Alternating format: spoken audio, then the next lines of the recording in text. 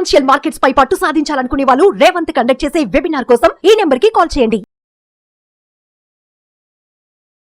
నమస్తే, welcome to Suman TV. నేను విష్ణు. ప్రస్తుత పాటు ప్రముఖ స్టాక్ మార్కెట్ అనలిస్ట్ రామచంద్రమూర్తి గారు ఉన్నారు. వారితో మాట్లాడదాం. సార్ నమస్తే. సార్ నమస్తే విష్ణు గారు. రామచంద్రమూర్తి గారు, exchange traded funds, ETFs versus mutual funds, ఈ రెండింటికి ఉన్న డిఫరెన్స్ ఏంటి? ఏ కేటగిరీ ఆఫ్ పీపుల్కి ఈ రెండు ఇన్వెస్ట్మెంట్స్లో ఏదేది సెట్ అవుతుంది? రిస్క్ అప్డేట్ విషయానికి వస్తే ఎలా ఉంటుంది ఈ రెండిట్లో, ETF versus mutual funds? First మనందరికీ మ్యూచువల్ ఫండ్స్ అందరికీ తెలుసు. అసలు ఈటీఎఫ్ గురించి అసలు ఫస్ట్ అర్థం చేసుకుందాం. అసలు ఈటీఎఫ్ ఏంటి అన్నది.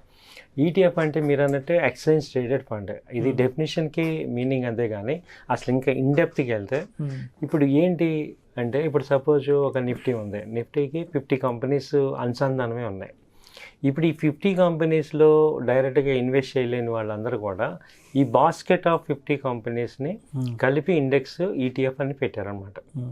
సో అంటే ఏంటంటే ఈటీఎఫ్ కాంట్రిబ్యూషన్ అంతా కూడా ఈ యొక్క నిఫ్టీ ఈటీఎఫ్ తీసుకుంటే ఈ 50 కంపెనీస్ యొక్క కాంట్రిబ్యూషన్ ఉంటుంది.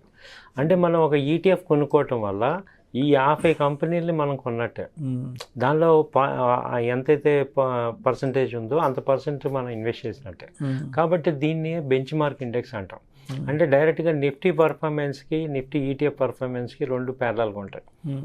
సో మ్యూచువల్ ఫండ్స్లో ఏమవుతాయంటే benchmark index performance continuity వాళ్ళు ఏంటంటే వాటిని స్ట్రక్చర్డ్ ఆర్గనైజ్డ్ ఫండ్ అంటాం. అంటే వాళ్ళు మేనేజ్డ్ చేయాలి. మ్యూచువల్ ఫండ్స్లో మనీ తీసుకొని స్టాక్స్లో పెట్టి ఆ స్టాక్స్ పర్ఫార్మెన్స్ని బట్టి ఆ రిటర్న్స్ని క్యాలిక్యులేట్ చేసి ఆ రిటర్న్స్ని మనం ఇవ్వటం అనేది మ్యూచువల్ ఫండ్స్ వర్క్ చేస్తుంది.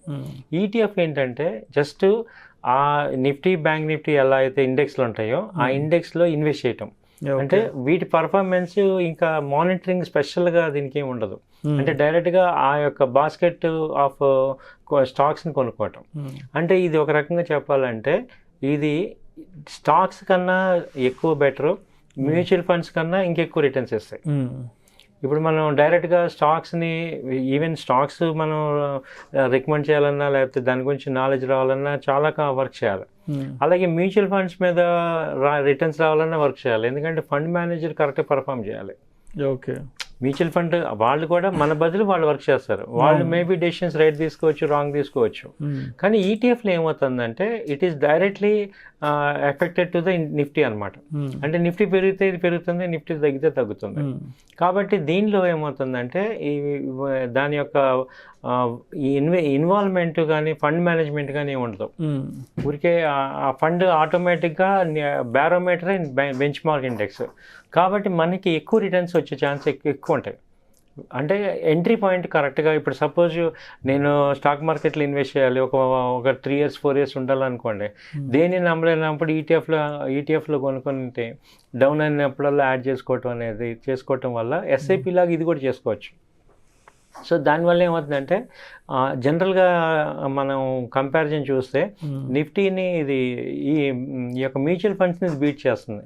ఓకే. అంటే ఓ ట్రెండింగ్ మార్కెట్లో ఒక 4 years గ్యాప్లో తీసుకుంటే అన్నిటినీ ఇది ఎక్కువ అంటే ఇండెక్స్తో పాటు మూవ్ అవుతుంది అనమాట ఈటీఎఫ్. కాబట్టి ఇందులో లంసమ్గా చేయొచ్చు, ట్రేడింగ్ పాయింట్ ఆఫ్ వ్యూలో, షార్ట్ టర్మ్ పాయింట్ ఆఫ్ వ్యూలో చేసుకోవచ్చు. సో కాబట్టి ఈ ఈటీఎఫ్ని సెకండ్ ఆల్టర్నేటివ్ కింద కన్సిడర్ చేయొచ్చు. అంటే రిస్క్ తక్కువ ఉంటుంది, టెన్షన్ తక్కువ ఉంటుంది, ఒకటి రెండు చూసుకోవచ్చు.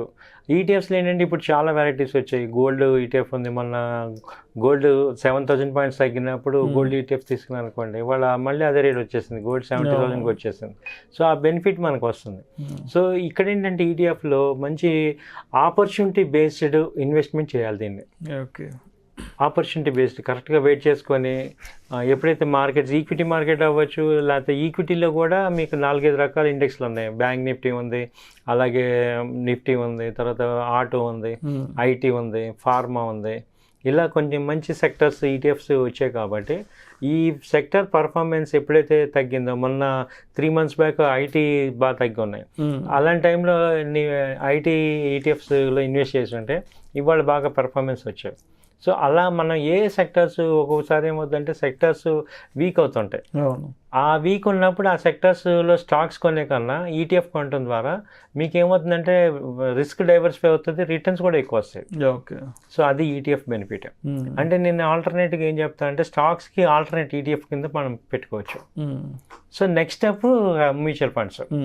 సో మంచి రిటర్న్స్ రావాలి, స్టాక్ మార్కెట్లో మంచి రిటర్న్స్ రావాలి, రిస్క్ తగ్గిపోవాలి అన్నప్పుడు ఈటీఎఫ్ అనేది మంచి ప్రిఫరబుల్ సార్. సో ఇప్పుడు ప్రజెంట్ ఏమున్నాయంటే బ్యాంక్ ఈటీఎఫ్లో మొన్న బ్యాంక్ నిఫ్టీ 53,000 దాకా వెళ్ళి ఇప్పుడు 50,000 దగ్గరికి వచ్చి ఇప్పుడు రిటర్న్ అవుతుంది. కాబట్టి నిఫ్టీ బ్యాంక్ ఈటీఎఫ్స్ ఇప్పుడు మంచి ఇన్వెస్ట్ చేసుకోవడానికి మంచి అవకాశాలు ఉన్నాయి. ఎందుకంటే ఇప్పుడు స్టేట్ బ్యాంక్ది ఈటీఎఫ్ ఉంది, మీరు దీన్ని డైరెక్ట్గా డీమ్యాట్ అకౌంట్లో ట్రేడ్ చేసుకోవచ్చు. సో డీమ్యాట్లో చూసుకొని స్టేట్ బ్యాంక్ ఈటీఎఫ్ అని బ్యాంక్ ఈటీఎఫ్ అంటే మీకు అక్కడ వస్తుంది. ఎన్జేవి చూసుకొని అక్కడ అమౌంట్ మనం ఫుల్గా పే చేసేస్తాం. కాబట్టి రిస్క్ ఇంకా ఈ అసెట్ లాగానే ఈక్విటీ లాగానే అది ఎంతకాలం ఉంచుకోవచ్చు. సో ఇది ఈటీఎఫ్స్ బెనిఫిట్. సో ఇప్పుడు నెక్స్ట్ మీరు ఏమన్నారంటే ఈ ఈటీఎఫ్స్కిను మ్యూచువల్ ఫండ్స్ డిఫరెన్స్ ఏంటి? ఈటీఎఫ్కి మ్యూచువల్ ఫండ్కి డిఫరెన్స్ మేజర్గా ఏంటంటే ఈ మ్యూచువల్ ఫండ్స్ని కంపల్సరీ ఫండ్ని మేనేజ్ చేయాలి. అది మేనేజ్ చేయాలన్నమాట. అంటే ఇప్పుడు మ్యూచువల్ ఫండ్స్ వాళ్ళు కూడా ఏం చేస్తారంటే ఫండ్ మేనేజర్స్కి ఇస్తారు ఆ ఫండ్ని, వాళ్ళు సెలెక్టివ్ స్టాక్స్లో కంపెనీస్లో పెట్టి వాటి ద్వారా మేనేజ్ చేస్తారు. దానిలో కూడా రిస్క్ రివార్డ్ ఉంది. అలాగే మ్యూచువల్ ఫండ్స్లో ఏంటంటే రిడెంప్షన్ రేట్స్ ఎక్కువ ఉంటాయి. అంటే ఓపెన్ ఎండ్ ఫండ్ అనుకోండి, ఎప్పుడు మార్కెట్ ఫాల్ అయినప్పుడల్లా వీళ్ళు ఎగ్జిట్ అవుతుంటారు. దాంతో ఏమవుతుందంటే ఫండ్ పర్ఫార్మెన్స్ ఎఫెక్ట్ అవుతుంటుంది, ఆయన ఫోర్స్గా సెల్ చేసి ఇవ్వాలి డబ్బులు. సో ఇక్కడ ఈటీఎఫ్స్లో ఏమవుతుందంటే డైరెక్ట్గా మనం ఈ స్టాక్స్ బాస్కెట్ కొంటాం కాబట్టి ఈటీఎఫ్స్లో ఈ ప్రాబ్లం ఉండదు. సో రిడెంప్షన్స్ తక్కువ ఉంటాయి, moment as per benchmark ప్రకారం వెళ్తుంది. కాబట్టి ఎక్కువ దీన్ని మేనేజ్ చేయాల్సిన అవసరం లేదు. కాబట్టి ఎక్స్పెన్సెస్ కూడా తగ్గుతాయి. ఇప్పుడు వెన్ కంపేర్డ్ మ్యూచువల్ ఫండ్స్లో ఏంటంటే ఎక్స్పెన్సెస్ రేషియో ఎక్కువ ఉంటుంది, ఎందుకంటే వాళ్ళు వర్క్ చేస్తారు కాబట్టి వాళ్ళు కొంత ప్రాఫిట్స్ తీసుకుంటారు. ఈటీఎఫ్లో అంత మేనేజ్ చేయాల్సింది ఏమి ఉండదు కాబట్టి ఎక్స్పెన్సెస్ తక్కువ ఉంటాయి. So IT returns point of వ్యూలో కూడా ఇది ఎక్కువ బెనిఫిట్ ఉంటుంది. సో ఇవి ఎక్కువ బెనిఫిట్స్. అంటే ఈ when compared with mutual funds first choice ఈటీఎఫ్కి ఇవ్వచ్చు, ఓకే, తర్వాత ఛాయిస్ మ్యూచువల్ ఫండ్కి ఇవ్వచ్చు. సో ఆ తర్వాత రిస్క్ తగ్గించుకోవాలంటే ఈక్విటీ. అంటే ఫస్ట్ 1 to 3 ఆర్డర్లు ఏంటంటే హైయెస్ట్ ప్రిఫరెన్స్ ఈటీఎఫ్కి ఇచ్చేది. ఈటీఎఫ్లో కూడా మనం ఎస్ఐపి లాగా చేసుకోవచ్చు, నెల చేసుకోవచ్చు, మనకి ఎంత ఫ్రీ అమౌంట్ ఉంటే అంత చేసుకోవచ్చు. సో మంచి ఆపర్చునిటీస్ వస్తున్నాయి ఇలా కూడా.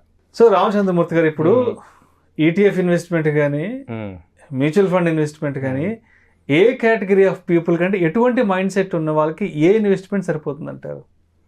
ఈటీఎఫ్స్ అంటే ఇప్పుడు నేను ఎక్కువగా ఆప్షన్స్ చేసి బాగా నష్టపోతున్న వాళ్ళకి నేను ఇచ్చే సిన్సియర్ సజెషన్ ఏంటంటే ఆ నిఫ్టీ ఆప్షన్లో పెట్టే ప్రీమియమ్స్ ఈ ఈటీఎఫ్లో చేస్తే ఈటీఎఫ్లో ట్రేడ్ చేయండి. ఆప్షన్స్ అంటే చాలామంది ఏమవుతున్నామంటే ఈ ఆప్షన్స్లో చాలా నష్టపోతున్నాం. దాని బదులు ఆ అమౌంట్ ఈటీఎఫ్స్లో పెట్టుకుంటే డైలీ ఎంతో కొంత రావాలి రిస్క్ లేకుండా, అంటే ప్రాఫిట్ వచ్చినప్పుడు అమ్ముదాం అని కొంతమంది చేస్తుంటారు. ఆ తర్వాత రెండో పాయింట్ ఏంటంటే చాలామంది ఇప్పుడు యావరేజ్ చేసే మైండ్ సెట్లో ఉంటారు. అంటే ఇప్పుడు ఒక స్టాక్ని కొన్ని 100 రూపాయల్లో కొన్ని 80కి వస్తే యావరేజ్ చేయటం, మళ్ళీ 70కి వస్తే యావరేజ్ చేయటం చేస్తే మైండ్ సెట్ ఉన్న వాళ్ళందరికీ కూడా ఈటీఎఫ్ బెస్ట్. ఎందుకంటే ఒక్కోసారి కంపెనీస్లో అండర్ పర్ఫార్మ్ కంపెనీస్లో యావరేజ్ చేసుకుంటూ వెళ్తున్నప్పుడు ఇంకా డౌన్ అవుతూనే ఉంటాయి కానీ ఫండ్ తగ్గిపోతూ ఉంటుంది. దాని బదులు ఈటీఎఫ్కి వెళ్ళామనుకోండి, ఈటీఎఫ్లో స్ట్రెంగ్త్ ఉంటుంది కాబట్టి మీరు యావరేజ్ చేసిన ఫుల్ అమౌంట్ పే చేస్తాం కాబట్టి మీకు బెనిఫిట్ ఉంటుంది. ఓకే. సో డెఫినెట్గా ఈటీఎఫ్ మోసం చేయదు, ఎందుకంటే ఈటీఎఫ్లో మోసం చేయదు. మనం ఫుల్ అమౌంట్ కడతాము. ఈవెన్ స్టాక్స్లో పర్ఫార్మెన్స్ కంపెనీస్ ఒక్కోసారి ఒక్కో కంపెనీ ఒక్కో రకంగా ఉండొచ్చు కానీ ఈటీఎఫ్ మనకి డిసీవ్ చేయదు. సో నేను ఫస్ట్ రికమెండ్ చేసేది ఆప్షన్స్ చేసే వాళ్ళందరికీ కొంత అమౌంట్ అన్న ఈటీఎఫ్లో పెట్టుకొని దాన్ని ట్రేడ్ చేయడం అలవాటు చేసుకోండి, మీకు డెఫినెట్గా కొంచెం రిటర్న్స్ వస్తాయి. అలాగే మ్యూచువల్ ఫండ్స్ ఎవరైతే లాంగ్ హారిజన్ అంటే నీకు చైల్డ్ ఎడ్యుకేషన్ కానీ మ్యారేజ్ కానీ అంటే ఇది ఇవాళ ఏమైందంటే మ్యూచువల్ ఫండ్ అనేది అందరికీ నీడెడే. అంటే వీళ్ళు ఎగ్జామ్షన్ లేకపోతే వీళ్ళు ఎగ్జామ్షన్ అని లేదు. నా పాయింట్ ఆఫ్ వ్యూలో ఏంటంటే మనకి ఇన్సూరెన్స్ ఎలాగో వెహికల్ ఇన్సూరెన్స్, హెల్త్ ఇన్సూరెన్స్ ఎలాగో మ్యూచువల్ ఫండ్ కూడా కనీసం ఒక 5,000 అలా మనం పెట్టుకోగలిగితే మన లైఫ్ కొంత సెక్యూరిటీ ఉంటుంది. And Indian stock market especially ఏంటంటే నెక్స్ట్ 4-5 years మంచి బుల్ ర్యాలీ ఉంది. ఎందుకంటే టాప్ 5 నుంచి టాప్ 3కి వెళ్తున్నాం కంట్రీ. కాబట్టి ఇలాంటి టైంలో కొంత పోర్షన్ అన్నా మనం ఈ స్టాక్ మార్కెట్ ఓరియంటెడ్ ప్రొడక్ట్స్ మీద ఇన్వెస్ట్ చేయడం ద్వారా మనం కొంత మనీ సంపాదించుకోవచ్చు.